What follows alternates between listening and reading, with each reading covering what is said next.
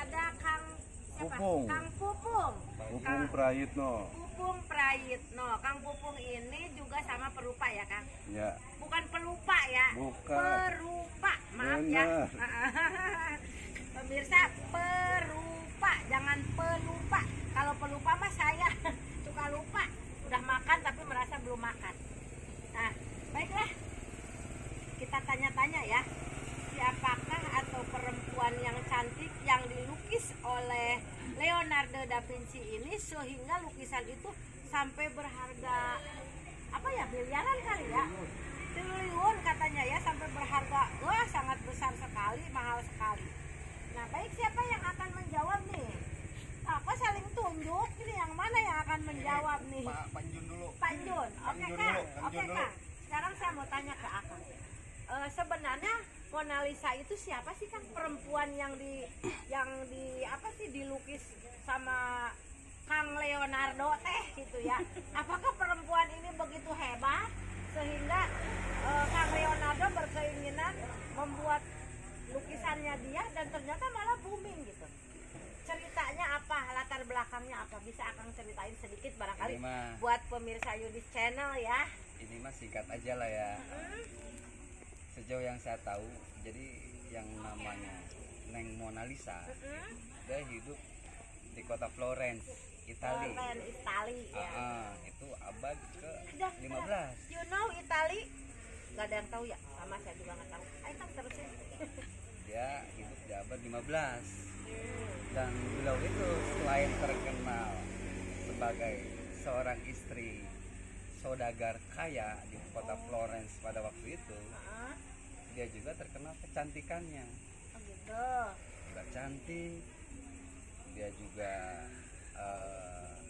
kaya, slow orangnya kan, kalem lah pembawaannya, kayak saya. sedikit misteri gitu kan. Hah, ada Dan misterinya?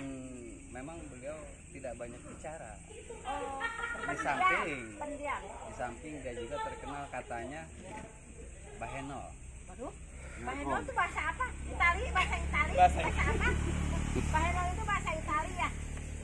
Terus gimana Kang? Ketika dia dilukis sama Leonardo da Vinci, dan pada waktu itu kebetulan Leonardo da Vinci itu adalah salah satu pionir ya, perupa di kota Florence, karena beliau banyak menemukan keilmuan di bidang seni rupa termasuk sains. Salah satu contohnya di bidang seni lukis, dia menemukan ilmu urai tubuh yang disebut anatomi. Dan memang di sini, jadi anatomi itu selain ada di pelajaran IPA, ada juga ternyata di ilmu melukis. Di ilmu melukis namanya anatomi, sampai beliau berani untuk eksperimen membedah mayat. Waduh, hebat ya. Gitu. Apa Leonardo ini juga seorang dokter? Beliau sebetulnya multi talenta gitu. Dan ketika beliau menemukan ilmu anatomi, dia membuat sebuah drawing yang terkenal itu dengan judulnya Vitruvian Man. Vitruvian Man. Bahasa Pulau Kalapa kan? Bahasa Itali deui wae. Apa tuh artinya Vitruvian Man? Jadi itu dari Inggriskan lah gitu. Jadi apa? Jadi itu pembentukan anatomi gitu, menggambarkan sosok lelaki telanjang dengan sangat anatomis gitu kan. Tapi enggak ini ya, enggak porno ya. Jadi dilihat dari sisi seni rupanya kali ya. Jadi ketika pelukis atau perupa membuat hal yang sifatnya anatomi, itu tidak lagi ke pornografi. Nah itu bukan ya. Jadi, maaf ya, bentar. Maaf pemirsa, jangan salah. Jangan salah mengartikan, karena kalau melukis tidak pakai baju ya, tidak pakai baju selembar pun itu artinya bukan pornografi, tetapi ini namanya melukis tadi bilang anatomi ya, karena Kang Leonardo teh mau melukis bentuk tubuh manusia secara anatominya mungkin ya, gitu ya pemirsa, jangan salah paham. Silakan teruskan. Dan ketika beliau ada sentuhan di melukis Mona Lisa, pada akhirnya dilukislah sosok Mona Lisa tadi gitu kan. Si Neng Mona Lisa ini Oh. yang Mbak Heno nelkom. Iya, Tapi iya. pada akhirnya ketika lukisan itu selesai, itu kan menjadi perbincangan di kalangan halayak. Kenapa? Karena kok di situ tersirat sosok yang misteri gitu. Maksudnya Kita bisa melihat bahwa Neng Mona Lisa yang memang cantik, Mbak Heno, itu digambarkan dengan backgroundnya ya dulu itu kan menggambarkan Eropa zaman ke-8, artinya abad-abad 12-13, masa kegelapan Eropa pada waktu itu satu. Kedua, Mona Lisa yang opal, berwajah opal, tapi dengan seolah-olah senyum tapi nampak tidak senyum, tapi senyumnya itu bukan senyum sumringah, sedih. tidak juga sedih. Waduh, Makanya itu tadi kok masuk ke sisi misteri gitu. misterinya. Ah. Kenapa gitu? Dan itu kan tidak lepas dari kehidupan Mona Lisa kesehariannya. Dia seorang yang istri saudagar yang sering keluar kota, keluar provinsi, bahkan keluar negara gitu kan. Dan beliau memang perempuan yang rumahan. Apakah karena dia orang kaya, suaminya juga kaya, tetapi dia seperti burung dalam sangkar, begitu ya Kang? Mungkin. Bisa jadi kalau didangdutkan seperti itu. Seperti itu Ah. mungkin ya. Nah, jadi dia hidupnya tuh tertekan. Padahal secara logika semua serba tersedia bagi dia, tapi dia tidak mendapatkan kebebasan. Makanya ketika dilukis itu muka cantiknya seperti senyum, tapi senyumnya kok bukan senyum sumringah, senyum misteri itu mungkin. Ke Ya, situ mungkin tapi arahnya ya. tetap aura kecantikannya juga Tetap ada. tetap ada, tetap terpancar lah. Ya seperti itu. Saya GR GR aduh eta mah GR jadi lah. Terus gimana kan? Nah, sampai pada akhirnya berhubung nama besar Leonardo da Vinci sendiri, wajar ketika pada akhirnya lukisan beliau diperbincangkan. Selain objeknya tadi, juga karir beliau di dalam di bidang seni rupa memang sangat luar biasa, karena beliau banyak menemukan ilmu-ilmu atau bidang-bidang baru, termasuk beliau juga menemukan ilmu fotografi yang saya bilang tadi ke Bapak, itu pencahayaan, dan sampai hari ini berpengaruh di bidang seni rupa yang lebih menonjol dalam lukisan beraliran realisme dan impresionisme, termasuk di fotografi. Itu sangat-sangat memerlukan pencahayaan.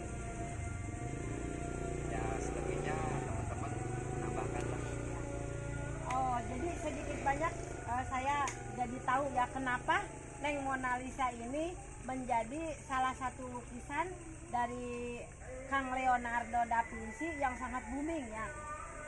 Mungkin itu ceritanya tadi, karena pertama Neng Mona Lisa ini adalah istri saudagar kaya, kemudian cantik, Mbak Heno kan ya. Itulah yang menjadi daya pikatnya sehingga si Kang Leonardo ini ingin mengabadikan kecantikan, keindahan lekuk tubuhnya di dalam kanvas ya kan. Tuh, mungkin itu yang saya tangkap ya. Betul tapi ya? Mungkin kalau udah beristri bukan Neng lagi, Nyai. Nyai.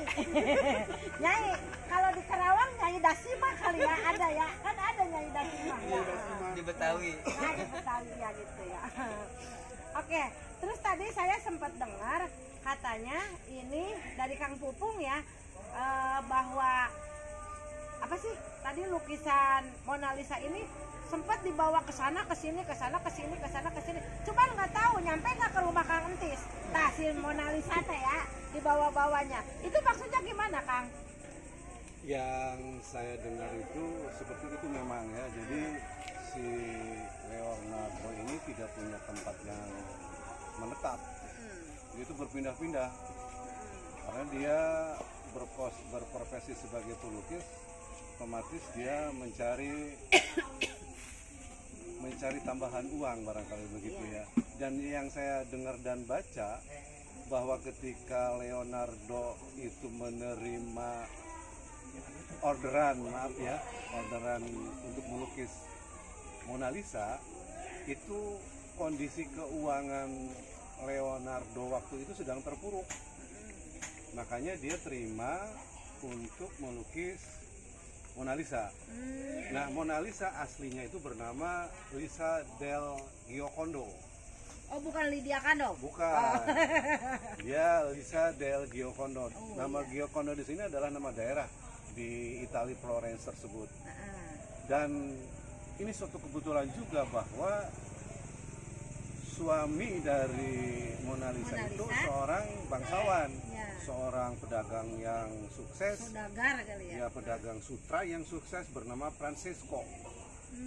Nah, ketika si Leonardo da Vinci ini diminta untuk melukis istrinya, ketika itu keluarga Mona Lisa itu sangat kaya, jadi berpengaruh terhadap para kaum bangsawan yang hidup di zaman tersebut. Pengerjaan lukisan Mona Lisa itu diperkirakan pada tahun 1503. Waduh, ya. Dan katanya juga itu sampai setahun berikutnya, yaitu tahun 1504.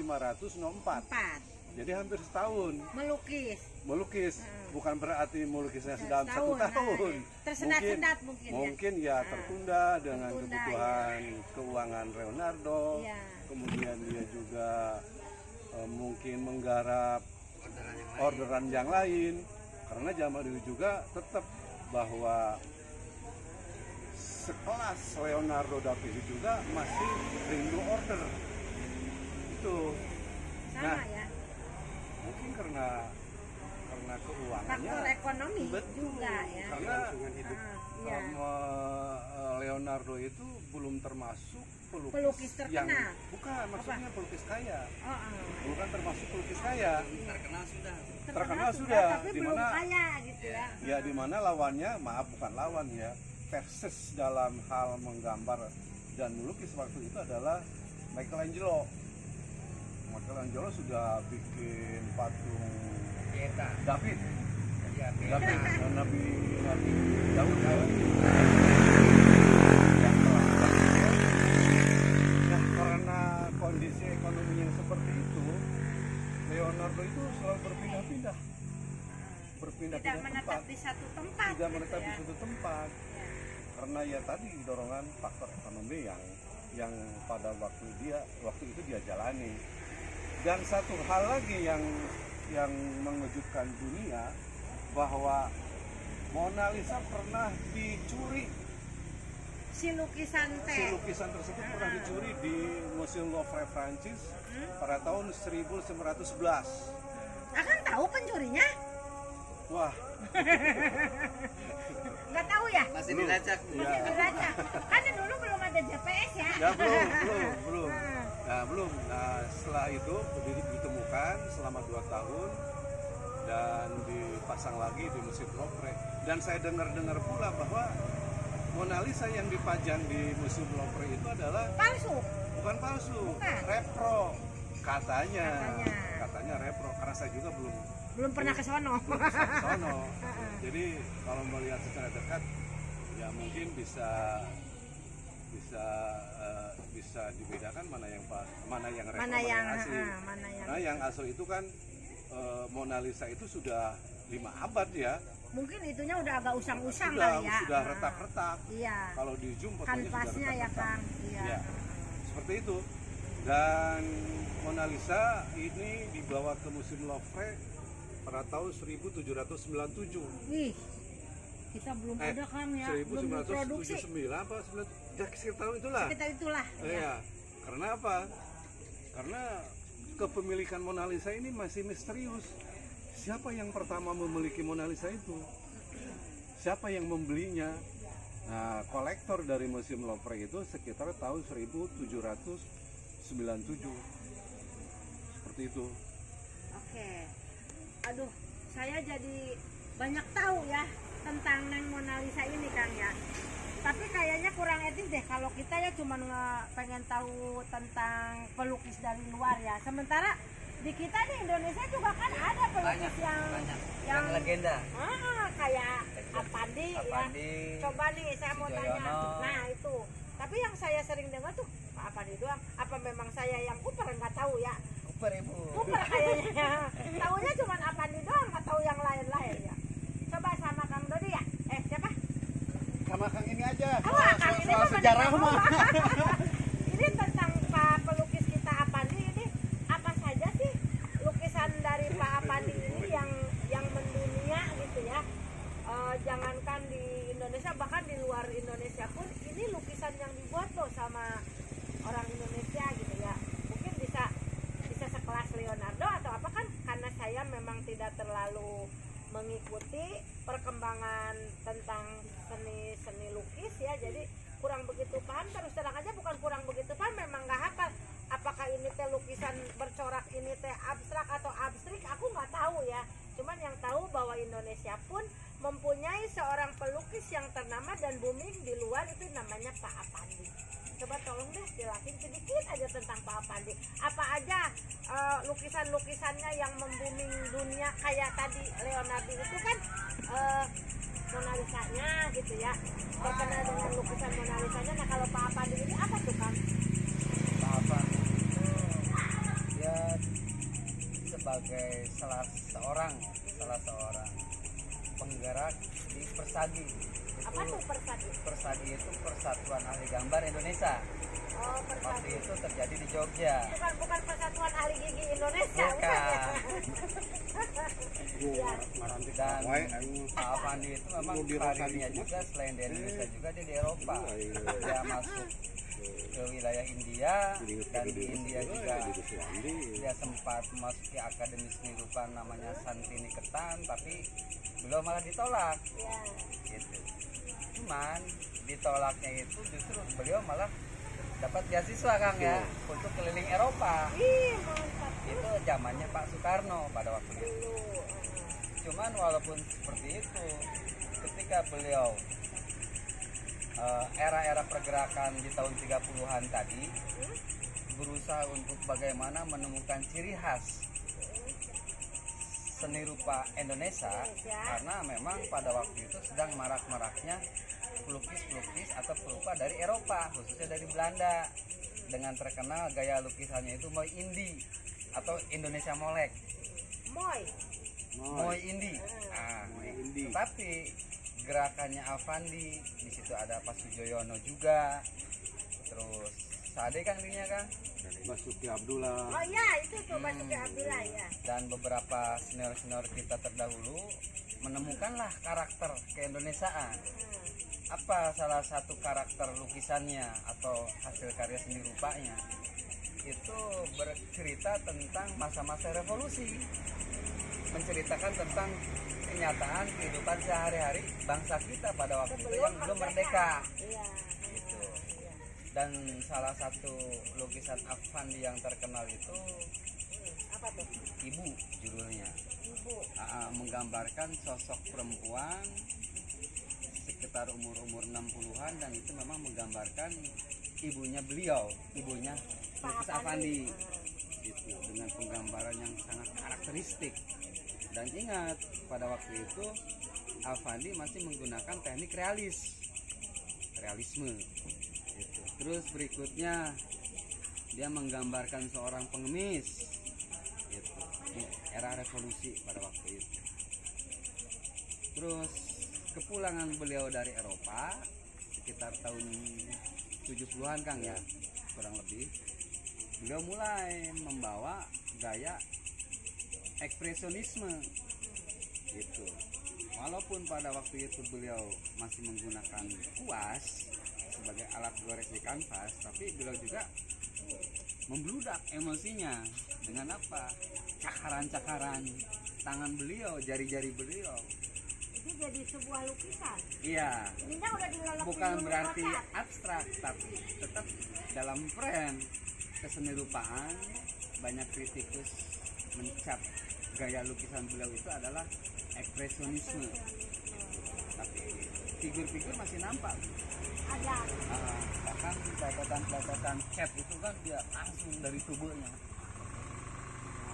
Itu bagi yang ngerti akang ninggalinnya, bagi kayak kita memorin apaan ini teh ya, oret-oretan kayak gini, arah kaca gitunya. Tapi kan bagi seorang ahli seni yang bisa melihat dengan mata seninya itu akan bernilai beda Tapi dengan kalau nilai saya kita. boleh saran untuk awam seni rupa, tidak harus mengerti dengan apa itu karya lukis. Apa tuh? Cukup kita dituntun dengan di situ ada warna, ada goresan. Terus kalau di ruang pameran sendiri kan dibantu sama caption tuh, di situ ada judul. Jadi mah itu aja. Dan efeknya ada pleasure buat kita gitu, rasa senang buat kita. Karena itu bagian dari salah satu terapi kan, untuk si audiensnya atau penontonnya. Tujuannya ke situ ya. Iya. Jadi dengan kita melihat salah satu lukisan seseorang yang diharapkan salah satu yang diharapkan itu bisa menenangkan jiwa, mungkin ya, bisa membuat kita happy, bisa pokoknya bisa membuat seseorang itu dari suasana yang satu pindah ke suasana yang lain. Mungkin salah satunya itu ya. Walaupun sebenarnya kita tidak tahu apa ini lukisan kayak gini, nggak ngerti gitu ya. Tapi minimal tadi kata Akang kan satu aja dulu atau dua aja, komposisi warnanya bagus, dianggap bagus, terus ada dari captionnya itu kan ada deskripsi kali ya, bahwa lukisan ini menggambarkan ini. Itu ya kan ya. Oke Kang, terima kasih ya. Sekarang saya mau tanya ke Kang Entis nih. Katanya Kang Entis juga salah satu perupa yang berasal dari perupa daerah ya, dari Pulau Kalapa ini sendiri. Nah, saya mau tanya Kang, Akang ini jebolan mana sih? Kok bisa melukis gitu ya? Coba Kang jelasin sedikit aja tentang diri Akang. Ya, sekarang ini Kang Jun di SMSR Yogyakarta, Sekolah Menengah Seni. Sebentar, SMSR teh apa? Sekolah Menengah Seni Rupa. Oh, itu iya. ada kelas 4-nya Bu. Sekarang udah nggak ada. Oh gitu ya. Angkatan terakhir ini Jun. Ya, Ini kakak kelas saya ini Bu. ini teh ceritanya. Terus gimana? Isi Seni Indonesia Yogyakarta juga. Sama. Kalau Akang sendiri di seni rupa ini aliran apa? Aliran sesat atau aliran putih? Betul. Saya justru Bukan itu, maaf. ya salah satu pendobrak di mana saya tidak pernah berpikir atau mungkin itu aliran apa pun ngelukis aja deh. Der gitu Ada ya. adapun yang mengklasifikasikan ini ekspresionis, ini abstrak, ini apapun ya silahkan. Yang menilai weh gitu. Paling orang bebas. Dan Berarti- itu biasanya didahului sama kritikus seni Bu. Iya. Nanti yang menilainya gitu ya. Kritikus seni, karena ada wilayah-wilayah tertentu yang memang kritikus seni itu memang Memang dia yang tahu. pengkajiannya di situ. Memang dia yang lebih ahli gitu ya. Pokoknya kalau pelukis atau perupa itu dia seorang praktisi aja. Oh gitu. Ah, Oke deh, kalau begitu nanti saya akan nyoret-nyoret kanvas. Anu penting kan akan gitu coret-coret teh heula. Tidak tahu aliran sesat atau aliran apa, aliran impresionisme kayak apa kayak. Kang coba nilai nanti yang saya itu ada maknanya tidak? Kalau kata Akang ada maknanya, berarti Akang belegug. Karena saya mungkin tidak ada maksud apa-apa, cuma oret-oretan begitu doang ya. Tapi kan kalau orang seni itu selalu melihat sesuatu itu dari sisi seninya ya. Bahkan yang tidak diketahui oleh orang awam, orang yang mempunyai jiwa seni yang sangat tinggi bahkan bisa menilai gitu ya. Oh ini teh ternyata kayaknya tuh seperti ini, bahkan kita sendiri tidak tahu sama sekali. Mungkin seperti itu ya Kang Tis ya, Kang Pupung sama Kang Dodi ya, Kang di atas. Junaidi Atar ya. Bincang-bincang kita ini sangat menginspirasi sekali bagi saya terutama.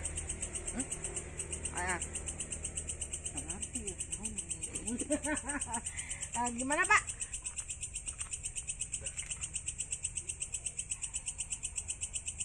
Jebolan apa? Oh iya, aku belum nanya Bapak Bapak Akang yang satu ini dari sini sih pindah ke situ. Jadi aku nggak tahu ya. Kak Akang ini kan tadi kan aku udah nanya nih Kang Junaidi Atar sama Kang Entis sama Kang Pupu panjang lebar. Nah sementara Akang sendiri jebolan apa ya Kang ya sekolahnya Kang? Sama dengan mereka apa gimana? Apa ketemu gede gitu Kang? Kalau saya ketemu gede kayaknya. Mm-mm. Saya asal dari Bandung. Dari Bandung. Pindah ke Karawang 2010. Kalau pendidikan seni rupa saya dari IKIP, dulu zaman IKIP. Oh sekolahnya mah Akang mah di IKIP bukan di SMSR gitu ya? Bukan ya? Iya, kalau SMA-nya saya SMA umum. Ya. Cuma pas kuliah kesenirupan dulu waktu sebelum jadi UPI di IKIP. Sama dulu juga saya ke IKIP. Iya bener Kang. Saya daftar ke IKIP tapi saya keterima di Unpad. Kan aneh ya. bagus tapi Aneh gitu. Aneh banget gitu ya. Jadi kalau dalam Akang bersekolah itu dulu kuliah sama dari jurusan seni rupa. Seni rupa kalau makanya Akang jurusannya. sekarang jadi perupa juga ya. Alirannya mungkin tadi kata Kang Tis juga sama, tidak memikirkan aliran, biarin nanti yang menilai orang lain aliran apa yang penting sama melukis kan seperti itu ya. Kalau Akang sendiri juga sama mungkin seperti itu, kalau kelukisan sebetulnya saya udah lama tidak melukis. tidak melukis, baru Kenapa? sekarang diajak sama Kang Pupung. Oh gitu, tapi Akang bisa melukis. Kalau dulu salah satu tugas dari belajar ya ada mata kuliah melukis. Sekarang saya tanya, Kalau sekarang masih apa? Masih nggak bisa? Masih lupa. saya terakhir ngelukis itu tahun 97. Waduh, lama banget ya. Dari 97 vakum saya beralih ke craft, kerajinan. Jadi lebih banyak menggambar di kain. Lebih Kayak membatik gitu. beda. Bukan, beda ya. Beda. Lebih banyak menggambar di kain sama membatik. Oh Di- gitu. Ya serupa dengan tekstil tapi pakai tangan. Oh iya. lebih- Jadi lebih tidak ke di craft. kanvas sekarang ya, Betul, tidak dituangkannya melukis. di kain, Di di kanvas. apa. Kalau melukis di kain kan by order. Iya. Tidak harus ekspresionis tapi berdasarkan pesanan. Oke, siap. Yang penting mah happy gitu ya. Iya. Tersalurkan jiwa seninya ya Kang ya, dimanapun kalau orang seni itu selalu happy. Nggak memikirkan bodoh sekarang mah kita mah happy weh gitu ya. Karena kan kelihatan kalau orang seni itu suka awet muda. Walaupun usianya tua tapi kelihatan tua. Salah. Kelihatan Saya muda muda ya. aki Bu kelihatannya juga. Iya, kalau aki-aki udah dari sononya kali. Ya. Oke, akang-akang semuanya ya, terima kasih atas waktunya. Mohon maaf kalau ada pertanyaan saya yang agak kurang-kurang begitulah ya. Kalau saya mah orangnya kayak gini cerewet gitu ya. Jadi apa-apa tuh kudu jelas wae teh kan ya. Tapi semua ini saya lakukan demi teman-teman saya yang terutama yang suka menonton Yudis Channel ya, biar mereka juga tahu bahwa saya akan selalu menggali hal-hal baru yang mungkin sebagian orang belum paham. Kita berusaha memberikan sedikit gambaran tentang hal-hal yang belum dipahami oleh masyarakat ya, terutama pemirsa Yudis Channel. Nah, inilah para perupa-perupa daerah ya yang sedang bergabung di sini ya, yang sedang ada acara ya di Cafe Hoki ini dalam rangka hari apa sih tadi Indonesia Menggambar ya, dalam rangka Hari Indonesia Menggambar yang jatuh pada bulan Mei ya, dan akan ditutup nanti pada tanggal 31 Mei. Di sini tempatnya di Cafe Hoki Pulau Bata. Silahkan rekan-rekan Yudis Channel yang mau datang boleh. Besok akan ada event yang sangat meriah di sini. Kemudian sampai tanggal 31 masih ada ya, masih ada. Dan itu tentang tanggal 31 itu tentang apa sih? Art Talk ya. Boleh nanti di sana tanya jawab kayak semacam sarasehan ya kan ya. Sarasehan tentang seni rupa, tentang seni lukis, dan pokoknya tentang perupa inilah ya.